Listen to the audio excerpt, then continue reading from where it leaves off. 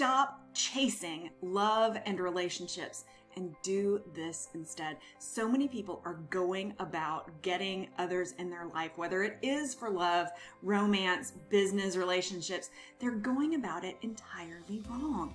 There are subconscious beliefs that are blocking you from actually fulfilling what it is that you want, and frankly, what it is that you deserve. So if you're tired of getting in your own way, then grab your pen, grab some paper, get ready to take some notes, because I am going to give you the 3 things that you have to know and put into practice in order to actually manifest that person, those people, that business relationship, the love of your life into your life. Now, why should you listen to me on this?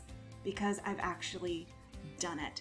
I've manifested my best friend, who's my husband. I've manifested wonderful people as business partners finally, but I went through all the trial and error. So I definitely know what to not do, and I know what to do in order to make it happen. So if you want to know my secrets, I'm giving them to you today. But do a favor for me first. If you're not already a subscriber of this channel, will you hit the subscribe button?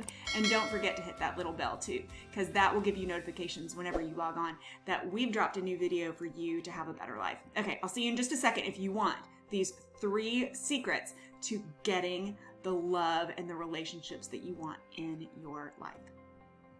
GILD Coaching. More success, less stress. Most people are going about this all wrong. They want business relationships, they want romantic relationships, they want friendships, and they're chasing after what they're recognizing that they don't have in their life. What's wrong with that? They're focusing on what's not there, and they're desperate to have these things. What's happening is there are these underlying subconscious patterns and signals that you're sending out when you're doing that, and it's actually causing what it is that you want to run away from you. The more desperate you are, the more you really desperately want this thing or this person or this relationship, the farther it is from your grasp. It seems like a catch-22. So what do you do if you know what you want and you want it so desperately, but by wanting it that desperately, you're actually pushing it away? I mean, it sounds impossible, right? It's not impossible. And the reason that I know this is because I have lived this.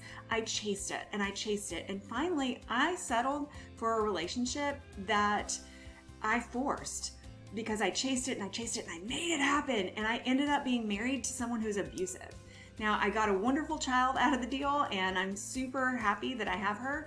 But I went through a really tough marriage, being abused, divorce, being a single mom, because I forced it. Don't force it. You're not gonna actually get what you want when you force things. Even if you get a shadow of what you want, it's not worth it. So just know, and that's not even one of the points, I just want you to know that the more desperate you are for this thing, this person, the farther it is away from your reality. So you've got to release this desperation. Anything that you really aggressively pursue will elude you. You have to pursue with confidence, but it all starts in a different place. And that is where we're going today. So again, I always tell you, I already told you today, get a pen, get some paper, take some notes. If you don't have pen and paper and you don't have anything to take notes with, open up the notes app on your phone or open up the comments here. You can always use YouTube's comment section as your notepad, and then you know that your notes will always be back here for you to look at later on. Okay, so number 1, the number 1 thing that you have to know, understand, and live in order to attract the relationship that you want. First, you have to actually know what it is that you want. A lot of people know how they want to feel, but they haven't taken the time to define it. Way too many people are trying to attract a specific person into their life. Now, I get it. A lot of people say, I want to attract my ex back. Great, fine. I've actually done it. We have a video on what happened. It doesn't turn out well because they bring all the garbage back with them, but that's part of the problem. Instead of focusing on the person you want to attract, define what it is in a person that you would value. I knew long ago that I wanted a husband, I wanted children, wanted to have a family, and so that's what I was looking for, husband, children, family. No, What I really needed to look for, I mean, I got that, and it was a mean husband, and, and then we ended up in divorce. So it was a broken family. So what you have to look at, instead of what you want, what it is, like, ordering off of a menu, what are the attributes in this person? Get your pen out. Start writing down, what do you really want? I want friendship. I want laughter. I want mutual interests. How do you want to be treated? I want someone who is physically affectionate. I want someone who compliments me. Maybe you're somebody who gifts me a lot. I want someone who it'll be important to him to make sure that he gives me gifts or spends quality time with me, or that we can do things together. Maybe volunteering is very important to you. You want someone with a philanthropic heart. Write down all the things that it is that you want in that other person who you want in your life. If you're trying to manifest someone in your life for business, what type of a business partner do you want? What type of a work ethic should they have? What type of an outlook on life should they have? Do you need to diversify your belief set by having someone with different beliefs? And what is that you want? Write it down. Define it. Defining things by writing them down really helps to take a really big undefined idea. I want to be happy. I want to be in love. I want a relationship. And it boils it down to something that you can actually relate with. So instead of being this, when is he going to show up, or when is she going to show up, or when am I going to be happy, or when is that deal going to happen? You're going to say, oh, I know exactly what I want. So that way, when what you don't want comes into your path, you don't have all this trial and error time. Oh, well, this person doesn't meet these criteria, so I might be friends with this person, but this is not the person for this role in my life. It saves you a whole lot of time, and it also helps you to calm down. So that's number one. You have to define what it is that you actually want in your life. Not the specific person, but the attributes that will help you to feel fulfilled. That brings us to number two. If you're looking for this other person, this relationship, this person to fill a role in your life because your life is empty, then you're never going to find the person who can fill that empty space, because a person doesn't want to come and have to fill your cup for you. You should fill your own cup. So go back to that list of attributes that you've already made and ask yourself how, on your own, you can focus on increasing those things in your life.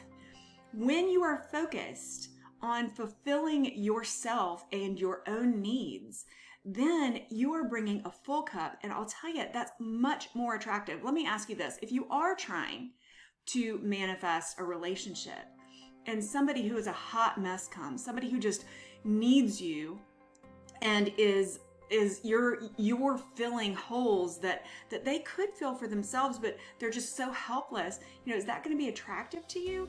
I mean, of course we want our spouse or our partner to need us in certain ways, but not in a way that they completely depend on us, because that is huge pressure. That's a lot of weight on our shoulders. And we don't want a relationship to weigh us down. We want our relationships to lift us up. So why should another person want to pair with you if you are going to be depending on them to fill this role for you? We should complement each other with two full cups so that we can share equally.